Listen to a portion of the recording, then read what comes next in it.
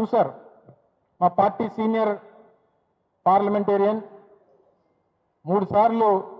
మూడోసారి ఎంపీగా వ్యవహరిస్తున్నటువంటి మిథున్ రెడ్డి గారి మీద మొన్న రీసెంట్గా వారిని విచారణకు పిలవడం, వారిని అరెస్ట్ చేయడం, నిన్న సెంట్రల్ జైలు కూడా తరలించడం, రిమాండ్కి వేయడం అనేటువంటిది మీరు అందరూ కూడా చూశారు.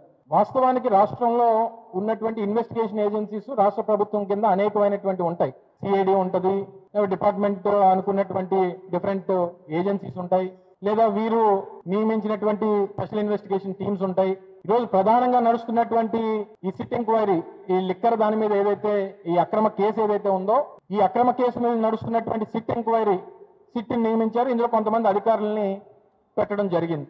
కానీ తీరా చూస్తే అసలు సిట్ ఎంక్వైరీ అనేటువంటిది అందులో ఉన్నటువంటి అధికారులు చేస్తున్నారా, లేకపోతే ఈ రాష్ట్రంలో ఉన్నటువంటి రెండు ప్రధానమైనటువంటి పత్రికలు, తెలుగుదేశం పార్టీకి గెజెట్ పేపర్ లాంటి రెండు పత్రికలు, ఈ ఈనాడు, ఆంధ్రజ్యోతి చేస్తున్నటువంటి ఈ వీరి విచారణని సిట్టు వారి విచారణగా టేకప్ చేస్తున్నా అనేటువంటి అర్థం కావట్లేదు. ఎందుకంటే ఏదన్నా ఒకరిని అరెస్ట్ చేసే ముందో, లేదా పలానా వ్యక్తిని రిమాండ్కి తీసుకునేటువంటి దానికి ముందో ఓ ప్రధానమైనటువంటి స్టోరీ వస్తుంది.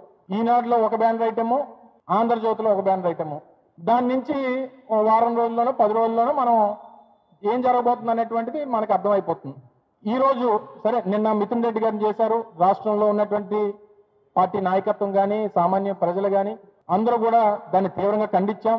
కావాలని కక్షపూరితమైనటువంటి కార్యక్రమాల్లో భాగంగా మా సీనియర్ పార్లమెంటేరియన్ అనేటువంటి మిథున్ రెడ్డి గారిని నిన్న అరెస్ట్ చేయడం జరిగింది అనేటువంటిది మా మాజీ ముఖ్యమంత్రి జగన్మోహన్ రెడ్డి గారి దగ్గర నుంచి అందరం కూడా దాన్ని తీవ్రంగా ఖండించాం.